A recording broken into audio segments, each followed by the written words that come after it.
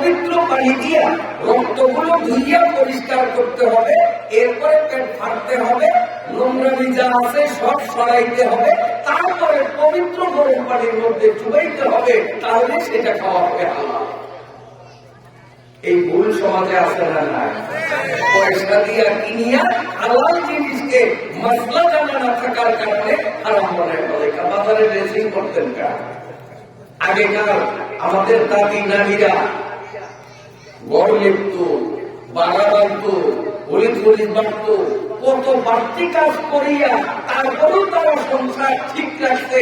আর এখন মহিলাদের না হলিদ হলিদ বাটার প্রয়োজন আছে, না তাদের বাড়া বান্ধবের কোন প্রশ্ন আছে, কোন কাম নাই। কাম শুধু একটা, খালি মোবাইল দিয়ে বসে কাম শুধু একটাই, মোবাইল না সাইয়ে মোলেদ দায়ে কি, মোবাইল না সাইয়ে মোলেদ দায়ে কি, তরকে আলা জিম্মে বায়ব আয় আমি, মোবাইল আমার কাদের সুমার, তাকুয়ানি আল মোবাইল কুন হাজার মারে কাফেল সোয়ে গোরে তাবুরাত, মোবাইলা তো সোয়ে জাহান্নাম বুরা। এই মোবাইল বিষাক্ত সাপের থেকেও মারাত্মক, কারণ বিষাক্ত সাপে আমাকে আপনাকে কবরস্থানে নিতে পারে আর দূরে নিতে পারে না, কিন্তু এই মোবাইল আমাদেরকে জাহান্নামের অতল গহীনে নিয়ে যাবে। এটা সাপের থেকেও মারাত্মক। তা আগেকার দাদি নারীরা এত পরিশ্রম করত, সেই তুলনায় এখনকার মহিলাদের কোনো কাম নাই। ব্রয়লার মুরগি খাইতে মন চাইল, বাজার থেকে জীবন্ত আনেন, ঠিকঠাক মতো মহিলারা বাড়িতে প্রস্তুত করবে, তাহলে এটা হারাম হওয়ার কোন সম্ভাবনা থাকবে না। বাজারের মধ্যে সত্য বেজা হয়েছেন নি? আমার কথা বেজা হয়েছেন নি? আল্লাহ কটা মশলা হিসাব রাখছেন? কটা বলছি? সব করতে রয়েছে 3000 রাকাত আমাদের সব হয়ে গেছে। 3000 রাকাত নামাজ পড়া চাকরিকারী ব্যাপার না। এই রমজানে সূরা তারাবি ধরে 20 রাকাত, তাই মাথা কমরে মোটে না। 3000 রাকাত নামাজের সওয়াব আমরা 3টা মাসালা পাইয়েই গেছি। বলুন আলহামদুলিল্লাহ। তো মাহফিলে আসিয়া পড়লাম না জিতলাম? মাহফিলে আসিয়া পড়লাম না জিতলাম? জিতলাম। যে আল্লাহ আমাদেরকে জিতাইলেন, ওই আল্লাহ পাকের দরবারে শুকরিয়া জানাই, বলেন আলহামদুলিল্লাহ। আমি নিজে দেখছি, আপনাদেরকেও দেখার জন্য অনুরোধ করব। এশার নামাজের পরে আমি দেখলাম এই এখানে বেড়ার সাথে কতগুলি কাগজ ঝুলানো, একটা একটা করিয়া এই মাথা থেকে ওই মাথা পর্যন্ত প্রতিটা কাগজ দেখছি। আপনারাও দেখবেন, অনুরোধ থাকবে। এই কাগজগুলোর মধ্যে কোনোটায় দেখলাম ইংলিশ লেখা, কোনোটায় দেখলাম বাংলা লেখা, কোনোটায় দেখলাম আরবি লেখা। আমি অবাক হয়ে গেলাম, হাতের লেখা যে এত সুন্দর। মাওলানা রবি সাহেবকে জিজ্ঞাসা করলাম, এগুলো কি হুজুরের হাতের লেখা? হুজুররাও তো এত সুন্দর লিখতে পারবে আমার মনে হয় না। তখন রবি সাহেব আসেন আর বলেন, হুজুর আমার মাদ্রাসার 1 ক্লাসের ছাত্রদের হাতের লেখা। আমি তো দুনিয়ার নাই, কয় কি 1 এর ছাত্রের হাতের লেখা এত সুন্দর, কম্পিউটার তার কাছে হার মানবে। আমি কাল্পনিক কথা বলি না, সেই কাগজগুলো আছে, আপনারা দেখে যাবেন। 1 ক্লাসের ছাত্রের হাতের লেখা, কম্পিউটার পর্যন্ত লজ্জা পায়। কম্পিউটারটা আমিও যাতে সুন্দর লিখতে পারি না, তাহলে পড়ালেখা আসলে নাই না? হুজুররা খালি খালি পয়সা নেয়। হ্যাঁ, পড়ালেখা আছে, আছে। তাহলে এই মাদ্রাসায় যারা নিজেদের সন্তানদেরকে দিচ্ছেন, আপনারা ঠকেন নয়, বরং জিতছেন। ক্লাস 1 এর ছাত্রের ইংলিশ লেখা, বাংলা লেখা, আরবি লেখা, যেটাই দেখেন আপনি অবাক হয়ে যাবেন, অবাক হয়ে যাবেন। মাশাআল্লাহ, এত সুন্দর, এত সুন্দর। একদিকে এই ওয়ানের ক্লাসের ছাত্ররাই এতটা যোগ্য হলো। আবার এই ওয়ান ক্লাসের একটা ছাত্ররে যদি ডেকে বলেন, বাবা নামাজ ভঙ্গের কারণ কয়টা, আমি বলবো আপনি প্রশ্ন করতে দেরি, নামাজ ভঙ্গের কারণগুলি বলতে মোটেও দেরি করবে না, ইনশাআল্লাহ বিনা ভুলে আপনাদের শুনাইয়া দিতে পারবে। 2 রাকাত নামাজ পড়তে মিনিমাম 60টা মাসআলা বাধ্যতামূলক, 60টা মাসআলা জানা লাগে।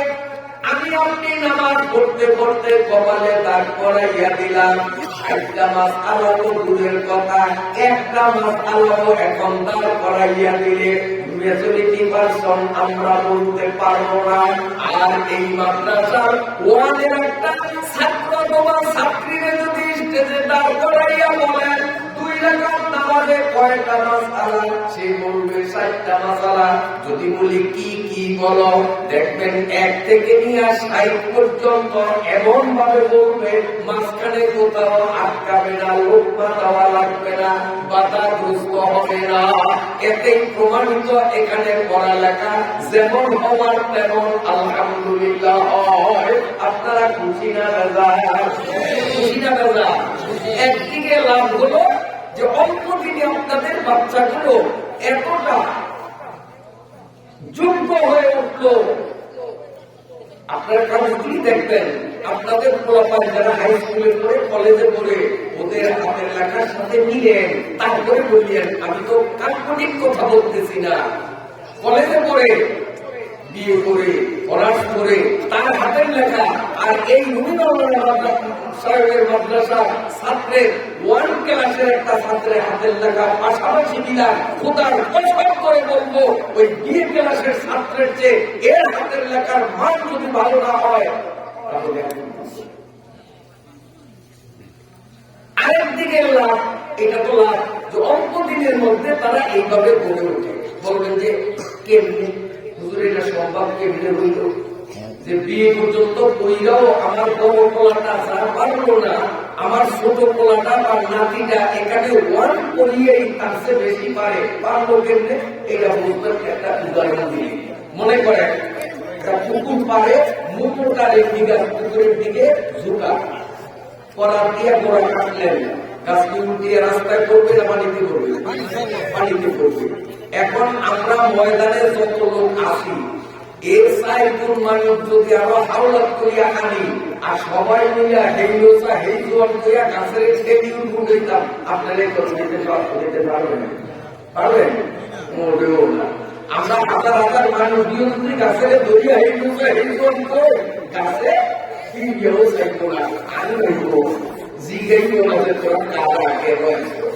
কিন্তু গাছ কাটার কাম তারা করে কেবলমাত্র 3 জন মানুষ আসিয়া কেটে যেন তারা গাছের গলায় রুচি লাগাইয়া উপরে চরণ লাগাইয়া মাত্র 3 জনে ক্যারক্যার করিয়া মোড়ান দিয়া 5 মিনিটের মাথায় গাছ পাকুর থেকে উঠাইয়া নসিবনে চড়াইয়া সবিলে পৌঁছাইয়া দেয়। ওই 3 জন মানুষে পারবো, 3000 মানুষে পারলাম না। তার কারণ ওই 3 জনের কাছে এমন একটা কৌশল আছে যে কৌশল আমাদের 3000 মানুষের কাছে নাই। ঠিক না বেটি? এই জন্যই তো দার্শনিকরা বলেন nature is the symbol of the creator. Nature is the symbol of the creator. আমার মাওলার পুত্র বোঝার জন্য এই পৃথিবীর যে কোনো দিকে লক্ষ্য করলেই বুঝাটা সহজ হইয়া যায়। বর্গে করার কালে চলতে জলরে উঠিয়ার আলুয়ালাকে দপ্তরে মারে পাতে কেড়ে গার। নুরানি মাদ্রাসায় যেই উস্তাদরা পড়ায়, এই উস্তাদদেরকে কেন্দ্র থেকে এমন একটা বিশেষ প্রশিক্ষণ দেয়, যে বিশেষ প্রশিক্ষণটা পিটিআইতে দেওয়া হয় না, যে বিশেষ প্রশিক্ষণটা কলেজ ইউনিভার্সিটিতে দেওয়া হয় না। অতএব নুরানি মাদ্রাসার হুজুররা মাত্র 1টা বছর আমাদের শিশুদের পড়াইয়া এমন যোগ্যতার প্রান্তে পৌঁছাইয়া দিতে পারেন। এই ট্রেনিং নাই এমন শিক্ষকদের কাছে এমএ পাস করলেও ওই যোগ্যতা হয় না। এদের কাছে সেই বিশেষ যোগ্যতা। আমি তো গাঁজাগুলি গল্প বলি না, কাগজগুলি এখনো আছে, আপনারা দেখা যায়, আমি নিজে দেখছি, আমি অবাক হয়ে গেছি লেখা দেখা, অনেক প্রবলেমের লেখা। আমি তো চ্যালেঞ্জ করলাম, বলা কলেজে দেন, বলা কলেজে কোন একজন প্রফেসরকে দেন, সে লেখুক এই লেখা আর তার লেখা মিলান, আমি বলবো ইনশাআল্লাহ নির্দ্বিধায় যে এই লেখার কাছে ওই লেখা হিসাবেই আসবে। কারণ এখানকার শিক্ষকরা কেন্দ্র থেকে এক বিশেষ প্রশিক্ষণ নিয়ে আমাদের শিশুদের পিছনে শ্রম দিতেছে। আল্লাহ এই মাদ্রাসাকে দিনে দিনে উন্নত সোপানে পৌঁছে দেন। চিল্লিয়া বলুন আমিন। আপনারা এই একটা লাভ সহজে আমাদের বাচ্চাগুলো যোগ্যতা সম্পন্ন হয়। আরেকটা লাভ পারলৌকিক জীবনের লাভ। সেই লাভটা কি? সেই লাভটা হলো নুরানিতে যে বাচ্চারা পড়ে, যাদের হাতের লেখা দেখে আমি বিমুগ্ধ হয়ে গেলাম, এই বাচ্চাগুলো সব নামাজে, এখনো এদের উপরে নামাজ ফরজ হয় নাই। এই ট্যাবলেট মার্কা ছোট ছোট বাচ্চা ছেলে বাবু, এখনো তাদের উপরে নামাজ রোজা ফরজ হয় নাই।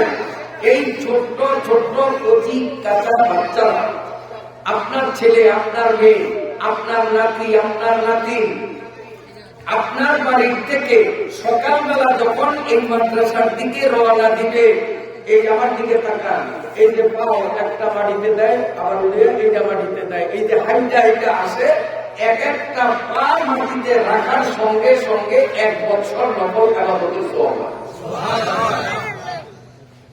এই যে বাড়ির থেকে রওনা দিল, এই পাও রাখলো 1 বছর, এই পাও আবার রাখলো 1 বছর, মাটিতে একটা পা সোয়ালের সাথে সাথে 1 বছর নকল ইবাদতের সওয়াব পায়। তো ফেরেশতারা কয়, আল্লাহ এই হোসাইনিয়া মাদ্রাসা এই ছাত্র ছাত্রী এটা না পারে, এর তো মেমোরি কার্ড এখনো অন করা হয় নাই, আমল নামা চালু হয় নাই, সুয়ার্থ কামাই করছে কয়েক হাজার বছরের। কারণ বাড়ির থেকে মাদ্রাসায় আসতে 500 বার মাটিতে পাওয়া লাগেছে, তাই একটায় যদি 1 বছর, তাহলে 500টায় 500 বছর। আল্লাহ সুয়ার্থ কামাই করছে অনেক, ওর তো মেমোরি নাই, আমল নামা নাই, এই নাম কুকুর তাহলে আল্লাহ বলেন, ও ফেরেশতারা, এই মাদ্রাসা পড়ুয়া তালেবেলের নামালের জনিত কারণে আমল নামা খোলা হয় নাই। ওর মা নাবালেগ নয়, ওর বাবা নাবালেগ নয়, এই বাচ্চা প্রতিদিন মাদ্রাসায় আসতে এবং যাইতে যতবার মাটিতে পা রাখবে আর যত হাজার বছরের ইবাদত কামাইবে, সমস্ত ইবাদত গুলো সমান হারে মা এবং বাবার আমল নামায় লিখিয়া দেয়। বধুরে বাজুয়েনি, ইসাদত বধুরে বাজুয়েনি, তানা মকসদ খুদায়ে বকসিন্দা। বেজারেন কি আপনারা? আমি কথা বুঝি আনতেছি, অল্প কিছু টাকা দেবো ইনশাআল্লাহ, অল্প কিছু টাকা দেবো। তবে এইখানে আরেকটা মশলা করুন, একটা নামাজ পেয়ে দেবো করুন। এই মনে করছে মাসলাটা, এই ভুলটাও আমাদের সমাজে আছে। কেমন? যেমন আমার উল্লাহ হুজুরকে আমি সালাম দিলাম, সালাম দেই না, দেখাই অভিনয় করি আর কি। যেমন ওনাকে সালাম দিলাম, আসসালামু আলাইকুম, কিন্তু উনি অন্য ধান্দায় আছে, আমি যে সালাম দিছি কইতে পারে না, কেন হয়নি? হয়নি? তখন আমরা কি করি? আমরা করি, হুজুর সালাম দিছি যে, এরকম হয়নি? ওনারে সালাম দিছি, উনি কইতে পারে না, উনি সালামের জবাব দেয় নাই, তখন আমরা কি করি? হুজুর সালাম দিছি যে। ওরে আহসানুল ফতোয়া, গ্রহণযোগ্য প্রামাণ্য কিতাব, এই আহসানুল ফতোয়া সালাম অধ্যায়ের মধ্যে স্পষ্ট করে মাসআলা লেখা। যদি আমি কাউকে সালাম দিলাম, সে যদি ভ্রুক্ষেপ করিল না, আমার সালাম অনুমান করতে পারলো না, বিদায় জবাব দিল না, তাই বলিয়া তাকে সালাম দিছি এই কথা বলা যাবে না, বরং পুনর্বার তাকে আবার সালাম দিতে হবে, আসসালামু আলাইকুম। এবারও যদি জবাব না দেয়, হুজুর সালাম দিছি যে বলা যাবে না, আবারও নতুন করে সালাম দিতে হবে, যতক্ষণ না তার সম্মতি বিরোধ আসে, যতক্ষণ না তিনি আমার সালামের দিকে ভ্রুক্ষেপ না করে ততক্ষণ পর্যন্ত উপর্যুপুরি বারবার সালাম দিতে হবে। একবার তাকে সালাম দিছি বলা যাবে না। অথচ আমাদের সমাজে হুজুর সালাম দিছি যে, মেম্বার সাহেব সালাম দিছি যে, বড় হুজুর সালাম দিছি যে, কয় কি কয় না। একটা ভুল গুনাহ হবে। যাও 1000 টাকা আমার কামিয়ে হয়েছে, লাভিসানা শুরু দিয়েছে আল্লাহ। এবার আসেন মজার একটা কথা শুনে আপনাদের ফায়দা হবে। আল্লাহ, রাবেয়া মুসলিম নাম শুনছেন তো? চেহারা গাছিলেও নামে তো ছিলেন জগৎ বিখ্যাত মহিলা ওলি। এই রাবেয়া মুসলিম একদিন ফজরের নামাজের পরে তাসবিহ তাহলিল আদায় করে এর সাথে রুকু হয়ে গেছে। ঘরে আছে মাত্র দুইটা রুটি। কয়টা রুটি? ঘরে আছে মাত্র দুইটা রুটি। এখন ওই রাবেয়া হুজুরের যে সেবিকা খাদেম একটা মেয়ে আছিল, মেয়েটা খালি মনে মনে শেষ করে না, বসে রুটি দুইটা আছে, দুইজনে খায় পানি খাবো, পেটটা ভরবো, পেটের ক্ষুধা সহ্য হয় না, দুপুরে এমন দোয়া শেষ করে না, আমি আগে খাইব তোকে আর রুটি হয়। ও মনে মনে এভাবে চিন্তা করি। এই ফাঁকে এক ফকির মহিলা দরজায় দাঁড়ায় কয়, ও আল্লাহর ওলি রাবেয়া, আমি গরিব মানুষ, পেটে সাংঘাতিক ক্ষুধা, আল্লাহর ওয়াস্তে আমি আপনার থেকে দুইটা রুটি চাই। রুটি আছে কয়টা? রুটি আছে দুইটা। ফকিরও চাইল দুইটা। ফকির মহিলা কয়, আল্লাহর নামে আমি দুইটা রুটি চাই, আল্লাহ আপনাকে 10 দিবে। এই কথা বলার সঙ্গে সঙ্গে হযরত রাবেয়া মুসলিম ওই মেয়েটাকে বলল, দেরি করিস না, রুটি দুইটা তাড়াতাড়ি বুকের নিয়ে দিয়া দে। সালাম সহ। এখন মেয়েটা হুজুরে কইছে না, প্রিয় বাড়ি না, কিন্তু মনে জামানিয়া দিতে পারে না, মুখটা সংকুচিত হয়ে গেছে। বেজার মহিলা রে, দোনোটা রুটি একটা দিত আর একটাকে দুজনে বাকি একটা আমারই গেতাম তো দিকদার দেখত। আর হুজুরে কইছে দিত না, প্রিয় বাড়ি না, মনের অখুশিতে হইলেও রুটি দিতে বিয়া সকালে আর কাজ যা বুঝছি আর আর রাবেয়া বসে বসে বসে জিকির করে। এই ফাঁকে বিল পাতালে অল্প বয়সী তোলা একটা মাথায় লইয়া একটা বুড়াই আসছে। আইসা আসসালামু আলাইকুম। রাবেয়া হুজুর, কিরে বলুন? মায় আপনার জন্য আল্লাহর হস্তে কিছু রুটি পাঠাইছে।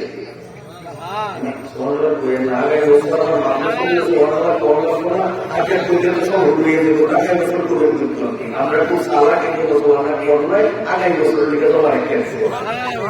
এই মজলিসের মধ্যে যারা উপস্থিত, একবার যদি সুবহানাল্লাহ বলেন, খাতার মধ্যে আমল নামার মধ্যে 49 কোটি সুবহানাল্লাহ লেখা হবে।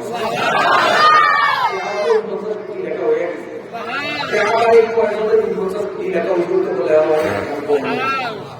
সবাই বলি সুবহানাল্লাহ। মায় আপনার জন্য কিছু রুটি হাদিয়া স্বরূপ পাঠাইছে। রুটি নিয়ে ওই মায়ের দিতে বলু বলতে রুটি কয়টা, সেটি আবার স্বীকৃতি করছে। মায়ের খুশি, এখন আসে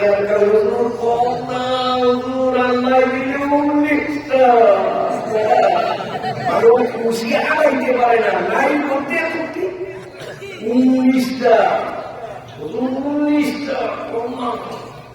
বলছে। এদিকে আইসে দুইজন পুরুষ ব্যবহার আতিনাগরের বসা খেলা শুনতে আছে 19টা। ওদের দিকে তাড়াতাড়ি ওই মায়ের দিকে বলতেছে আনছে আনিয়া রুটির বুক পাতার মাথায় দিয়ে বলা, তোর মায়ের কোষ যে হুজুরে এই রুটি রাখবো না, হিসাবে মিলিয়ে না, এই রুটি রাখবো না, কারণ মায়ের অনেক কিনবো, মায়ের অনেক কিনবো, কারণ আমার কথা করছে হুজুরে কইছে হিসাবে মিলে না, এই রুটি হুজুরে রাখবো না। তো সত্য বলবেন ধরে গেছে সেই রুটির বুকটা নিয়েও ঘরের উদানে তারাইছে। মারে বলছে তালাশি কি করে পাঠাইলাম অন্য কুমারী ছুটি দিয়ে তুই গেলি না কারণ অবস্থা আমি বিনা দুটা দিয়ে না গিয়ে কথা বলে আমি গেছি আপনি বিশ্বাস করলে তারা জিজ্ঞাসা করেন হুজুরের কন্যা পাইছে পাশে হিসাবে মিলে না রুটি রাখবো না। এরপরে ওই বগিটা করে কপালটা ভালো তোর বাকে রাত্রে কইছে রাতে বাড়ি 20টা রুটি বানাইতাম আবার রাত্রে তাকে রুটিও 20টাই বানাইছে কারণ আমার লোক বলল এত কষ্ট করিয়া রুটি আমি বানাইলাম ব্যক্তি হুজুরে খাইবো আর আমি একটা উল্টা থাকবো আমি একটা খাবো ভাগ্য ভালো যাওয়া খাই খাই ধুইয়া দিছি রুটি উল্টিয়া ধুইয়া আবার হোটেলের মধ্যে দিয়ে পেটে গেলাম ওলা আমাদের একটু মায়া বাড়াইছে হুজুরের রুটি লইয়ে মায়ের একটা রুটি বল এবার মায়ের ওই সময় সাইবার 5বার করলাম বারবার ইংলিশটা এবার ইংলিশটা করলে ইংলিশটা করলে ইংলিশটা তো রাতে অবস্থিতা যা মন্ত্র মারে দেয় বলে রাতে অবস্থিত সেই হিসাবে লিখে সেগুলি আছে এরপরে মায়ের কয় ওই একটা করে মেহমান করে রুটি দিয়ে পানি দিয়ে আর 10 টাকার বিচার তুই আর আমি খাবো একটা করে রুটি দিছে আর মেহমানরা কয় ও রাবে অবশ্যই আপনার রুটি আমরা খাবো না যতক্ষণ পর্যন্ত রহস্য আমাদেরকে বুঝিয়ে না দেন একবার কইছে হিসাবে মিলে না আর একবার কইছে হিসাবে মিলে এইটার রহস্য না বুঝতে আমরা কিন্তু রুটি খাবো না। প্রশ্ন ঠিক আছে তখন রাবে অবশ্যই কয় যে আমার ঘরে রুটি ছিল মাত্র 2টা আমি আল্লাহর ওয়াস্তে 2টা রুটি ফকিরে দান করলাম কারণ ফকিরে বলছে যে একে আমি 1-10 কথা বিশ্বাস করিয়া আমি রুটি 2টা দান করছি আমার দান আল্লাহর কাছে যদি কবুল হয় তাহলে 2 রুটি একটায় 10 হইলে 2×19 আমার দান কবুল হইলে 20টা আসা লাগবে রুটি কম তো আসতে পারে না 25, 30, 35, 100, 500 বেশি আসতে পারে কিন্তু 20-এর নিচে তো আসতে পারে না 19টা কেন আইসে যে হিসাবে মিলে না এই রুটি আমি নিই না আর এইবার যেহেতু হিসাবে মিলছে 20টা হয়েছে আমি নিচ্ছি রুটি দিছে কয়টা এখন পাইব কয়টা ওই 20 দান ওই কালা বিস্তার 1 কেজি মাত্র সিটাইয়া দেন কয়েক মন ঘরে আসে কিনা আল্লাহর ওয়াস্তে আল্লাহর বান্দারা তার হালাল কামাইয়ের অংশ যদি দান করে আমার আল্লাহর ওয়াদা তার মরার আগে আগে এই পার্থিব দুনিয়ার মধ্যেই কম পক্ষে আমি তাকে 1-20 দিয়ে থাকি